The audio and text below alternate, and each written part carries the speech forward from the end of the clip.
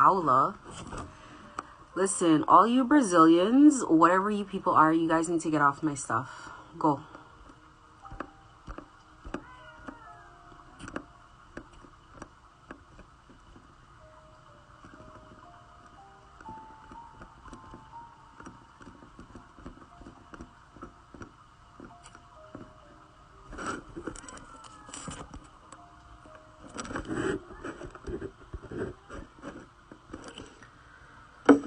Oh my god. So I have not been live on Instagram for a long time. And I think I explained this last time. I did a live last time, but I didn't keep it. I'll probably put this live up on, if not the profile, in the stories on Instagram. But you know, what a chore. What a chore. You know, I was just on YouTube, irritated as hell. I don't know if anybody, I know a lot of you guys have seen my YouTube.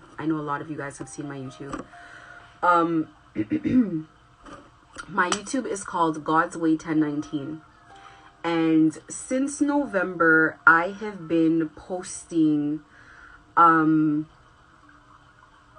story, being gang stalked in Toronto. I've gone into detail explaining what gang stalking is. I've gone into detail kind of talking about the extreme harassment and abuse that I've gone through.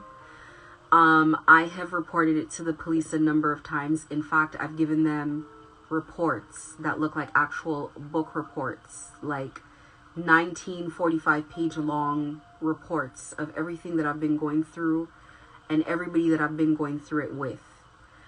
I have been gang stalked from everyone from my customers, friends, family, people that all majority strangers, people that I don't know. Every business location that I go to, people have looked me direct in the eye. Right now, people are kicking people out of my lives, but that's okay because it will be posted. It will be posted on the wall where everybody can see it. And this is the thing. It's very unfortunate that it has to go this far because I'm usually such a private person and I try to keep my business to myself. But there are people who don't like me having my privacy, and therefore I don't like them having their privacy as they go around abusing people, stealing from people, robbing and breaking every law conceivable. These people use spell work, they lie, they manipulate, they do everything in the book that a person can do to destroy people's lives. And that is what I have been going through. So anybody who's ignorant enough to be like, oh, don't come on your business and don't talk about it and whatever, it's like, if I didn't talk about it, I wouldn't even have a life to talk about, much less a business to talk about.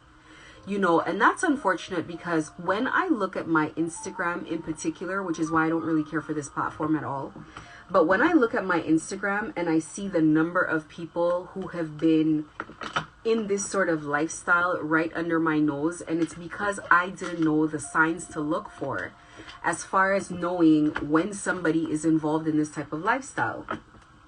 So first things first, whenever you see somebody has a crazy amount of people that they're following in the city, but almost no one's following them, like sometimes it's been so extreme, like 45 people are following them, but they're following 4,000 people. That's a gang stalker.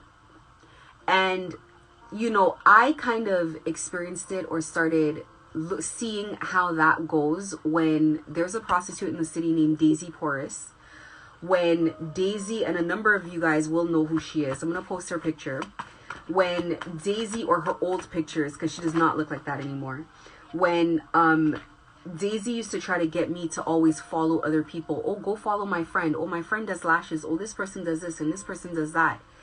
And so what would happen was if I did some sort of ad or some sort of promotion, it didn't matter if I spent $30 on the promotion, I was getting like 1,000 followers. No matter what I did, I was getting a whole bunch of followers, but these were not my followers. So these people consider themselves recruiters, and they recruit for the cartel forcefully. They come around you, they love bomb you, they befriend you. And if you take the friendship, great. If you don't take the friendship and you don't want to be a part of whatever they're doing, then they gang stalk you. They destroy your life. Whether they use actual gang stalking, for me, they went to the extremes. They did everything. They hacked me, hacked everything. They still hack my devices now. Hack everything that you have. They follow you everywhere. They investigate all your stuff, track all your stuff, go through your bank accounts, go through your actual home, your actual personal documents. They break every conceivable law. And I'm at the point where I think the police are involved. Actually, I know the police are involved. Police definitely tried to gang stalk me. They didn't get far with it, but they definitely did. Because I was recognizing them. They will pay police in your own city to gang stalk you. It's crazy. It's crazy. So it's definitely, like, listen, I feel like police will take side money for anything. That's how I feel. Nothing's been done about it whatsoever. I've been talking about it nonstop. Nothing's been done about it. There has been no sort of resolution whatsoever. There is no sort of, and anyway, I'm not the first one. I'm not the only one. Hopefully I'm the last one with how it's going. Because they are not succeeding with me as far as gang stalking me. They're not succeeding at all. It's been 2 years. Nothing they wanted to happen to me has happened to me. I'm not dead. I'm not dying. I'm not on drugs. I'm not terminally ill. I'm not sick. And I mean, these people worked hard as hell. These people worked hard to get me to a point where they could say, okay, she suffered some type of loss. And it's like whatever losses I've suffered is like not enough for them. They want to keep going even if it kills them. And I knew it was something dangerous like cartel from the beginning. But I confirmed that it was that bad. I confirmed who it was when I realized how far these people go. And the one guy that I have posted on my page, that's John Ferreira. That's who it is. That's the chief gang stalker, or as he likes to call himself, the chief handler, who likes to bully everybody and gets a kick out of people not living a good life and, you know, people going through situations, and he just makes things worse for himself. He likes to think that he can bully people not to do things. So he wants to bully me not to go live. He wants to bully me not to talk up. They want to stop people from seeing my videos. They want to lower my engagement. They want to moderate my lives. They want to do all of that stuff. But it's like, no. No. You cannot play God in my life. You can't play God in my life, unfortunately. You can barely play God in your life. You know, he's had to shut down his business from January of last year. Things have gone from bad to worse. They definitely feel untouchable because they take the bulk of the money that they have and they pay off the police. And it is what it is. And people know that. People know that they pay off the police. People know. They even pay off people at Facebook to do stuff. At Instagram to do stuff. They do. That's why a lot of like weird stuff. That's how far they've been going with my profile. Is paying off people. You know, I will spend money on an Instagram ad. I'll pay $200, not get one follower, not one like, no engagement, nothing. I'll get the views, but I won't get any of the traffic. But then if I do something on Instagram, I post something, all of a sudden there's a whole bunch of people under it. Listen, I could care less. As long as it's there for the general public to see, I'm okay. And everybody who comes to this page is going to see his face, and his name is going to be synonymous with gang stalking no matter what he does, because there's just only so long that you're going to continue to bully people and get in people's way. And it's so crazy because after everything that's happened, they wanted to bully me for my store to close down and all of this stuff. Like, they want me to not work. They want me to not make money. Why? Just so I can turn around and be like, yeah, I'm never getting into the cartel, and that's the bottom line, and I'm never falling on my face. People will be in jail long before that ever happens to me. Ever. And everybody, and no matter what anybody wants to think about it, everybody who has participated in doing these kinds of things to me, is 100% going to have to talk to God about it. Like, it is what it is. People just don't believe in God. If these people believed in God, they wouldn't be doing the kind of things that they're doing. They wouldn't even be where they are in life right now. And it's unfortunate because a whole bunch of my Instagram followers, who knows how many, I estimate thousands, if not hundreds, because I've deleted so many people. I used to have 12, almost 13,000 followers at one point. I'm down to 10,000 followers, and there's still a bunch of them that come to my page. So it's the entire city. The entire city is involved in this type of lifestyle. Like, people don't know what's going on. No, it's incessant, you know. So this is the kind of nonsense that I'm dealing with. Unfortunately, it's very irritating. It's very agitating. And, you know, people don't know what they're doing to other people. And when you come around and you're involved in gossip about people, and you're passive aggressive to people and all of that, you don't even know that you're involved in destroying this person's life. You don't even know what exactly you're doing. You just think that you're being low vibrational and gossiping about somebody, but you're actually contributing to destroying someone's business. And a lot of times in the Black community, whenever you see people start talking about, oh, this person fell off and that person fell off, half the time they're being gang stalked.